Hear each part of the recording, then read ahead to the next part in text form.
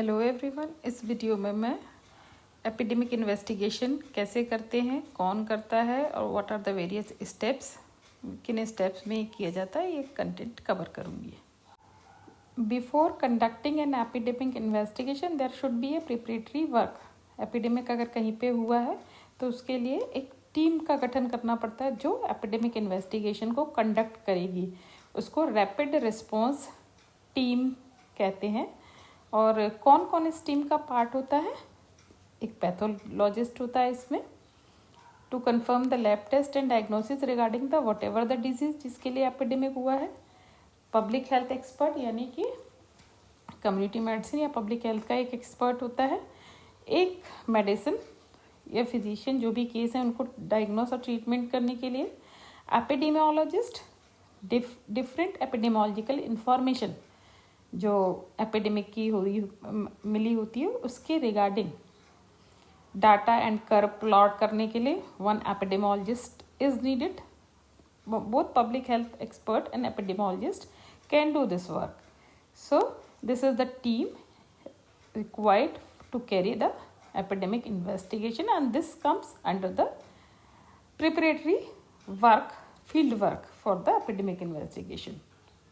Now question can be asked, why the epidemic investigation should be carried out? epidemic outbreak अगर हुआ है तो क्यों epidemic investigation? epidemic कहते कब है, पहले ये जान लेते हैं। epidemic मतलब कि अगर कोई डिजीज़ किसी एरिया में अचानक beyond expectation, अगर वो उस एरिया में 10 केस रेगुलरली उस डिजीज़ के रिपोर्ट होते हैं, उसकी जगह 1000 केस अचानक से रिपोर्ट हो जाए तो एक्सपेक्टेड फ्रीक्वेंसी से ये बहुत ज़्यादा फ्रीक्वेंसी है।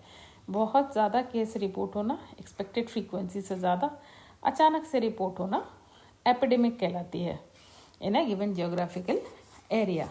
क्यों करते हैं? एपिडेमिक अगर हुई है कहीं पे तो क्या करेंगे? एपिडेमिक अगर हुई है तो उसको इन्वेस्टिगेट करना पड़ता है कि क्या कॉज है एपिडेमिक का, किस डिजीज़ की एपिडेमिक है और उसका कारण क्या है एपिडेमिक होने के लिए। क्या ये किसी सोर्स के कंटामिनेशन से, वाटर बॉडी के कंटामिनेशन से या फूड के कंटामिनेशन, जैसे फूड पॉइजनिंग का आउटब्रेक एक एग्जाम्पल है कि outbreak of the food poisoning, दावत में गए, खाना खाए और 10-20-50 लोग बीमार हो गए, तो ऐसे में फूड पॉइजनिंग आउटब्रेक कहलाएगा। आउटब्रेक और एपिडेमिक में डिफरेंस समझ लेते हैं। आउटब्रेक एक रिस्ट्रिक्टेड स्मॉल एरिया में एक्सपेक्टेड फ्रीक्वेंसी से ज़्यादा, जैसे फूड पॉइजनिंग का usually it would be called as a outbreak. Epidemic relatively broader geographical area में और अबव द एक्सपेक्टेड फ्रीक्वेंसी। मानो किसी डिजीज़ की अगर फ्रीक्वेंसी, मतलब डिजीज़ की अगर रेगुलर पीरियोडिक रिपोर्टिंग पे 100 केस आते हैं, उसी डिजीज़ के 1000 केस आ जाएं। और किसी डिजीज़ की अगर कोई भी रिपोर्टिंग ना है, डिजीज़ जैसे इरेडिकेट हो चुकी है, लाइक पोलियो, अगर उसका एक केस भी आएगा तो उसे एपिडेमिक कहेंगे। तो सेकंड पर्पस होता है एक तो कॉज देखने के लिए, किस कारण से एपिडेमिक हुआ है, सोर्स क्या है, क्या वाटर कंटामिनेशन से हो, food contamination, what ever the source.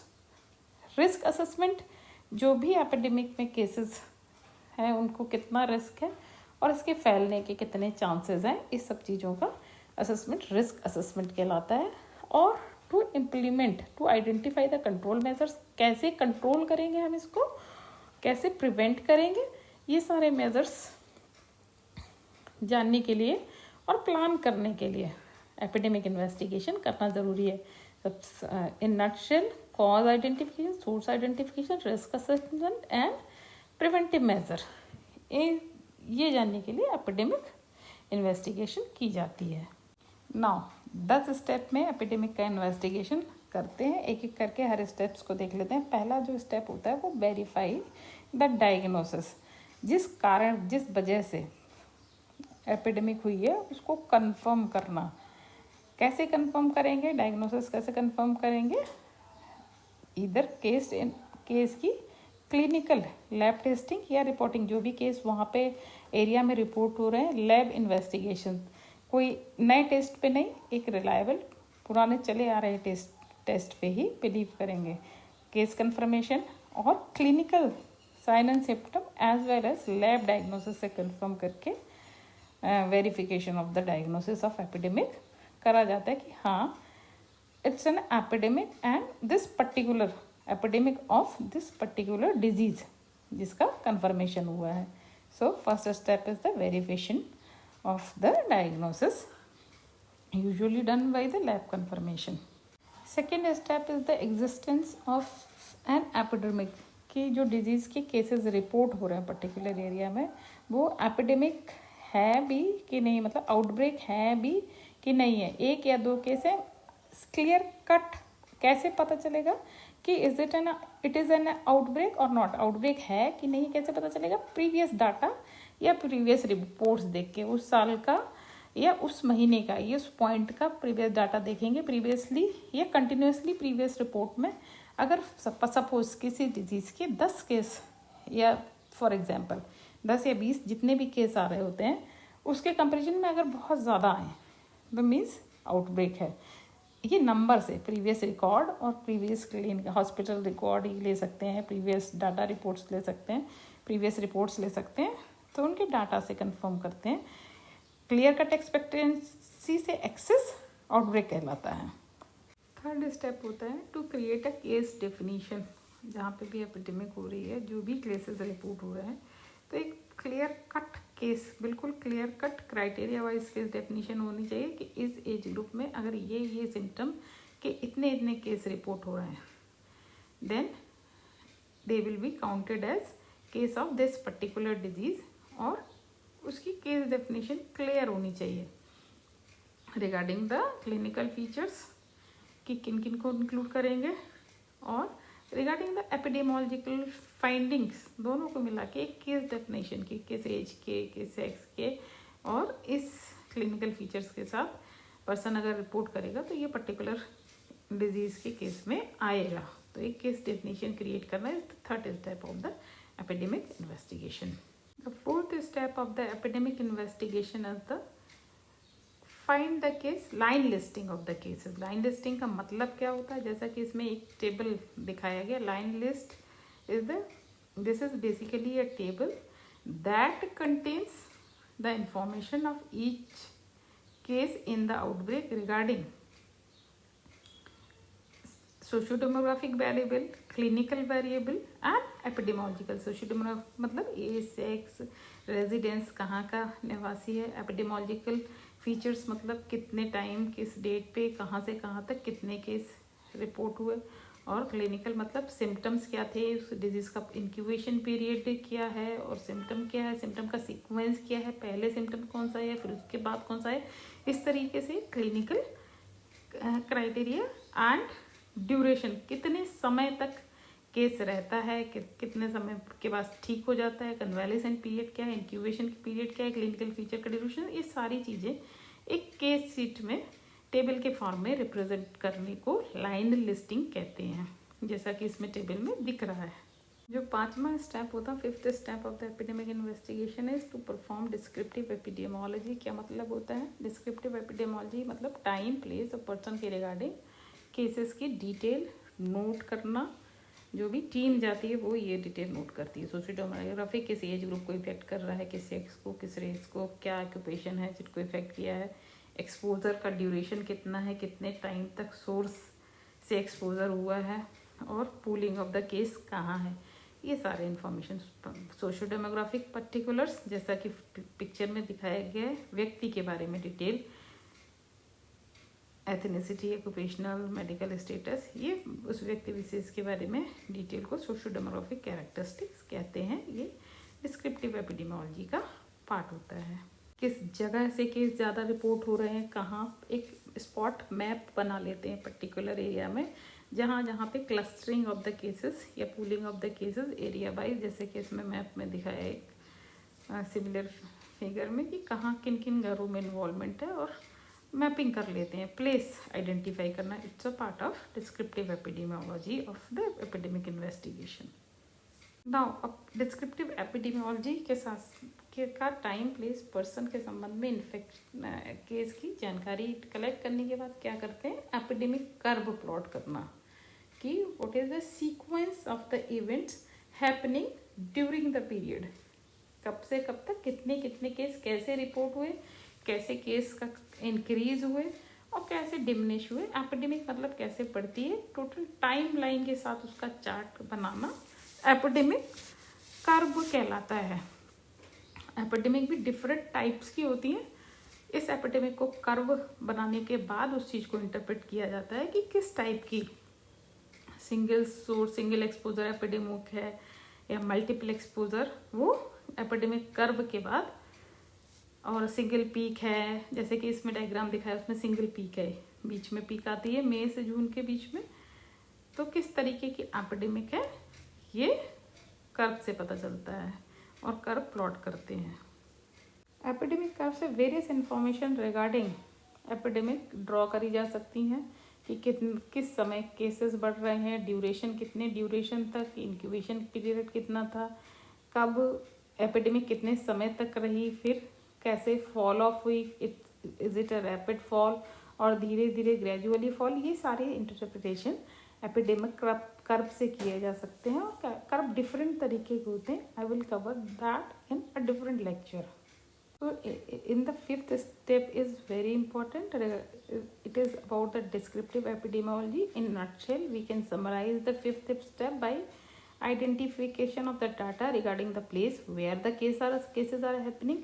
कहाँ पे केसेस हो रहे हैं, identify the cases detail regarding the socio demographic information, किस एज के, किस सेक्स के, किस एथनिसिटी के, ऑक्यूपेशनल स्टेटस के, मेडिकल स्टेटस के केस रिपोर्ट हो रहे हैं, और फिर उनकी plotting on the epidemic curve. It is in nutshell it's the performance of performing the descriptive epidemiology in epidemic investigation.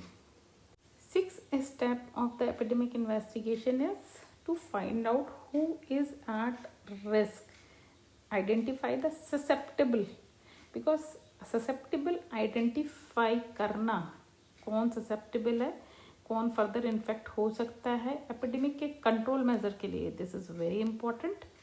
Risk assessment करना, सो केसेस की सिस्टमिक रिकॉर्डिंग और इंफॉर्मेशन से रिस्क असेसमेंट करते हैं। उसके बाद हाइपोथेसिस जनरेट करते हैं कि ससेप्टेबल की इंफॉर्मेशन दो रीजन से इम्पॉर्टेंट होती है कि कंट्रोल मेजर के ससेप्टेबल्स को आपको प्रोटेक्ट करना होगा through quarantine. What ever the steps will be planned depending upon the epidemic. So identification of the risk is very important. Is sixth step of epidemic investigation. Seventh step is the descriptive epidemiology में जो भी data हमें मिले हैं उन data से एक hypothesis को जनरेट करना है। एक एमसीक्यूज में क्वेश्चन पूछा जाता है कि which of the following epidemiological studies use to generate the hypothesis. Yes, it is the descriptive epidemiology use to generate the hypothesis. किस टाइम पे, किस प्लेस पे, किन एज, किस सेक्स ग्रुप के पर्सनस को एपिडेमिक हुई। हाइपोथेसिस जनरेशन में सारे फैक्टर कंसिडर करेंगे कि एजेंट क्या है, होस्ट कौन थे, मतलब उनका सोशियो डेमोग्राफिक इंफॉर्मेशन क्या है, एनवायरमेंटल फैक्टर्स जैसा कि डायग्राम में दिखाए कौन से फेवरिंग थे जिनने एपिडेमिक को होने को मदद की, सोर्सेस कैसे कंटामिनेशन हुआ, कैसे स्प्रेड हुआ और कैसे मोड्स ऑफ ट्रांसमिशन हुआ। एंड फाइनली एक पेन डाउन करते हैं इसको और एक रिपोर्ट टाइप की, हाइपोथेसिस टाइप की बनाते हैं कि this particular event happens due to this particular source with these clinical characteristic is the most probable possible cause of the epidemic. इस तरीके से ये टेस्टेड है नहीं है, एक जनरेशन ऑफ हाइपोथेसिस किया जाता है। After generation of the hypothesis eighth step is evaluate whether the hypothesis is created and correct और नॉट। जो हमने हाइपोथेसिस करी वाकई ये रेलिवेंट है कि नहीं है, सही कॉज इफेक्ट और सोर्स एंड ट्रांसमिशन का सही तरीके से उसका एक सिनेरियो प्लॉट हुआ है या नहीं, ये चीज़ एवेल्युएशन से पता करते हैं। क्या करते हैं इसमें एनालिटिकल। अब ये evaluation of the hypothesis is done, question है एमसीक्यूज का, is done by analytical epidemiologist. Analytical epidemiology means case control, cohort study, दोनों में से जो सुटेबल हो स्टडी को यूटिलाइज करके एनालाइज करते हैं what ever the data collected regarding the descriptive epidemiology, और उन्हें एनालिसिस और रिस्क असेसमेंट और सारी चीज़ों को एनालाइज करने के बाद whether the hypothesis is right and wrong, testing of the hypothesis is done, evaluation of the hypothesis done through analytical epidemiologies। फिर दोबारा से रिकंसिडर करते हैं कि हमारी जो जनरेट करी थी हमने हाइपोथेसिस की फला एपिडेमिक इस कारण से इस समय पे इतने लोगों के इन्फेक्ट होने से, जो भी हाइपोथेसिस टाइम प्लेस पर्सन की रिगार्डिंग फॉर्म करी, सही है या नहीं है, इस चीज़ को एनालाइज करके एनालिटिकल डिफरेंट स्टडी डिज़ाइन को यूज़ करके एवेल्युएशन उसका एनालिटिक एपिडेमियोलॉजी से करते हैं। अब हमारे पास 9th स्टेप होता है कंट्रोल मेजर। अब हमारे पास कंफर्म इंफॉर्मेशन है कि फला हमने टेस्ट कर लिया हाइपोथेसिस को और हाइपोथेसिस जो जनरेट करी थी उसको सही पाया। Then we have to what next is to implement the control measure so that the epidemic could not spread, और उसको कंट्रोल किया जा सके। जो वट एवर द केसेस उनको तो treatment simultaneously hand to hand immediately जो टीम रैपिड रिस्पॉन्स टीम जाती है वो करना शुरू कर देती। इसके अलावा पब्लिक लेवल पे कंट्रोल मेजर्स प्लान करने होते हैं। कंट्रोल मेजर वैक्सीनेशन से रिलेटेड हो सकते हैं, ड्रग प्रोफाइलेक्सिस से रिलेटेड हो सकते हैं, एनवायरमेंटल चेंजेस से रिलेटेड हो सकते हैं कि कोई अगर सोर्स ऐसा है जिसके जैसे कोई पॉन्ड है या कुआं है जो कंटेमिनेट हो गया तो उसका सोर्स रिडक्शन करना, उसको हटाना या क्लीन करना, वट एवर द मतलब कॉज जो भी आइडेंटिफाई हुआ है। किसी पानी की टंकी में अगर इन्फेक्शन हो उसकी वजह से एपिडेमिक या कहीं पे भी केस हो गए गैस्ट्रोएंटेराइटिस के, तो उस टंकी को क्लीन करना या सप्लाई बंद कराना, it's always depend on the what ever the cause या हाइपोथेसिस जनरेशन के में जो कॉज आइडेंटिफाई हुआ उसके हिसाब से कंट्रोल मेजर्स को प्लान करना। और कंट्रोल मेजर्स में सारी चीज़ें आ सकती हैं, drug prophylaxis, vaccination, environmental changes, और उस एपिडेमिक को control as well as further ऐसी हैपनिंग ना हो, कंट्रोल मेजर्स इसको ध्यान में रखते हुए करते हैं। Last stage that is the 10th step is the communicate the finding of the report. जो भी हमने रिपोर्ट बनाई है आफ्टर द एनालिटिकल एपिडेमियोलॉजी, वो सारी रिपोर्ट्स नेशनल इंटरनेशनल लेवल पे शेयर करेंगे सो दैट द अगर एपिडेमिक बढ़ा है और आगे स्प्रेड होने के चांसेस रोके जा सके। और राइटअप बनाएंगे। Media should be involve for the communicating the finding so that the wide spread coverage हो और इस तरीके की इवेंट टाइमली और वाइड स्प्रेड लेवल पे कंट्रोल मेजर्स लिए जा सके। What are the 10 steps of the epidemic investigation? सबसे पहला step verify the diagnosis, followed by establish the existence, whether outbreak है कि नहीं है, कहीं ये र्यूमर तो नहीं है। पहले तो केस का वेरिफिकेशन, फिर आउटब्रेक का verification, then case definition file करना कि किन किन लक्षणों की के साथ किस क्लिनिकल केस की एपिडेमिक हुई है। And line listing is the data, socio demographical, epidemiological, clinical data का case wise reporting table line listing है। फिर उसके बाद डिस्क्रिप्टिव एपिडेमियोलॉजी करना, फिर देन रिस्क आइडेंटिफाई करना, develop the hypothesis on the basis of the descriptive epidemiology, 7th step. Then establish evaluation of the hypothesis by analytical epidemiology, implement the control measures and communicate the finding. These are the 10 steps of epidemic investigation. Each and every step is crucial